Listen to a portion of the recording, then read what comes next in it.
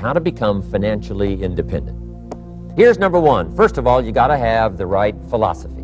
Now, let me give you a couple of philosophies to consider. Here's the first one. It's called the philosophy of the poor. Poor people usually spend their money and invest what's left. That's the philosophy of the poor. Now, here's the philosophy of the rich. Rich people invest their money and spend what's left. And here's the startling answer. It really doesn't matter what the amount is. What's most important is not the amount. What's really important is the philosophy. So I would ask you to adopt this philosophy. And I've got a little formula that I'm going to share with you. Now, what should a child do with $1? Here's one opinion. It's only a child and it's only $1. What difference does it make? Well, in my opinion, it makes all the difference in the world. A person's economic future starts with a child with $1. Somebody says, oh no, you're only young once, let him spend it all. Well, when would you hope that would stop? Somebody says, well, wait till he's 50 and broke like me and then he'll learn. Well, no, we don't want to wait that long. So what should a child do with $1? Here's the simple premise to begin with. Don't spend it all. And if a child wants to spend the whole $1, you got to say, hey, don't spend it all. They'll say, why not? It's my $1, I earned it. You say, I know you earned it, but don't spend it all. They'll still say, why not? Say, let me show you why not. So you put them in your car, take them to the other side of town, and show them where people live that spend the whole $1. Just drive them around. Kids learn best by visual. Just drive around and say, would you like to live here? Kid says, no. Would you like to live like these people live? Kid says, no, no. Then you can't spend the whole $1. So, kids will get the message. So, take them to the other side of town and show them around, unless you already live there, and then just show them around. Anyway, don't spend the whole $1. Now, let me give you my best view of what to do with $1. Here's my first bit of advice. Never spend more than 70 cents. Never spend more than 70 cents. Now, you got to pick some number, and the number you pick is going to be determined by your philosophy. It's going to be determined by what you've been taught or your experience teaching yourself. When I first met my teacher, Mr. Schoaf, I was at about 110% of each $1. And then I learned a whole better formula for financial independence. Number one, don't spend more than 70 cents. Now, kids say to me, well, okay, what do I do with the other 30 cents? And here's what I teach them. 10 cents for charity. We're helping people that can't help themselves. 10 cents to support worthy projects. Projects that you feel good about. 10 cents out of every $1. It's called being generous. Now, in my opinion, nothing teaches us character better than generosity. No class, no teacher, no book teaches character better than generosity. And the best time to start is when the amounts are small, because when the amounts get larger, sometimes it's a little more difficult. Giving 100,000 out of 1,000,000, someone says, oh, if I had 1,000,000, I'd give 100,000. I'm not sure. That's a lot of money. So the time to start is when the amounts are small. 10 cents out of the $1. Okay, next 10 cents I call active capital. Active capital means do something to make a profit. Active capital. Set aside a portion of your income. Wages are okay, but I'm telling you, wages will make you a living. Profits will make you a fortune. So set aside part of your income as capital, called active capital. Any kind of project you can possibly think of, you can possibly come up with.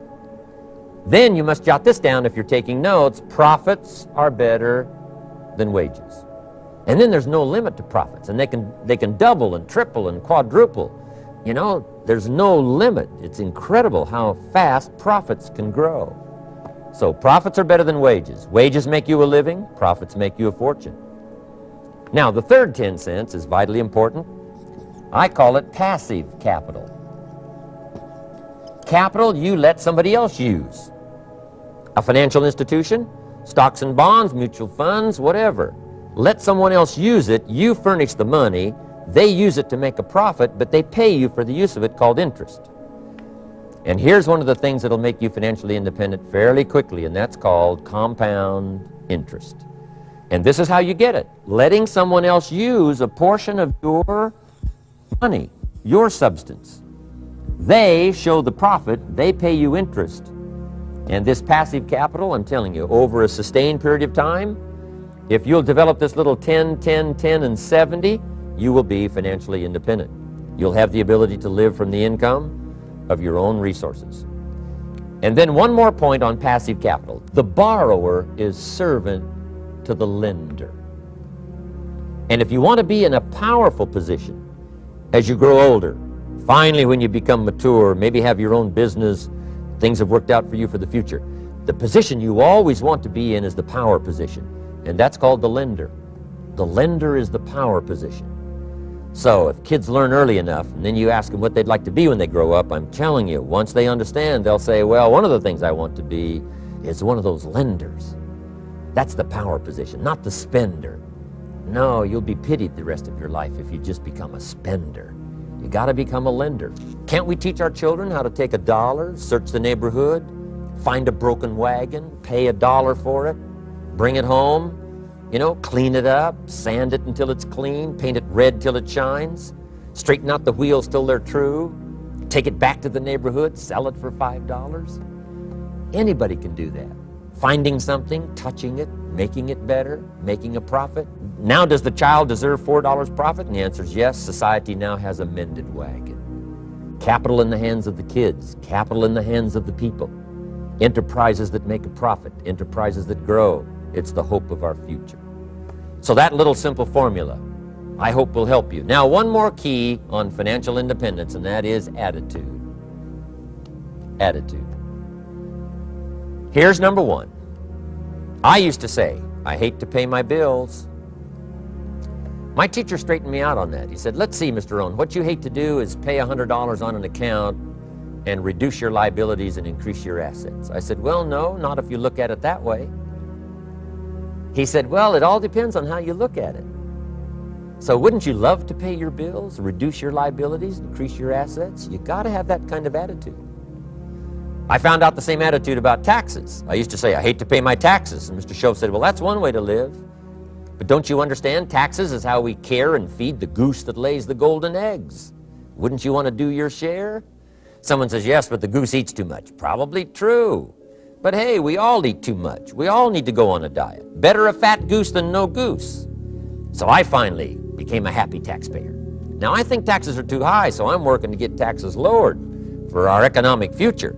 But then whatever they turn out to be, I gladly pay, do my part, because that's what makes the whole system run, each of us doing our part. Now, I want these three subjects to be valuable for you. I want them to have meaning for you. I want you someday to be financially independent. I want you to have the personal development so that you feel good about yourself. If I had a chance to meet you someday, I'd like to have you show me the list of goals that you got started and say, Mr. Rohn, here's some I've already checked off. Here's the books I'm reading. Here's what's happened. I'm developing the skills. I'm better this year than I was last year. I've got more self-confidence. My skills are developing. That's what I want for you, and that's why I took the time to come and share in this video message with you.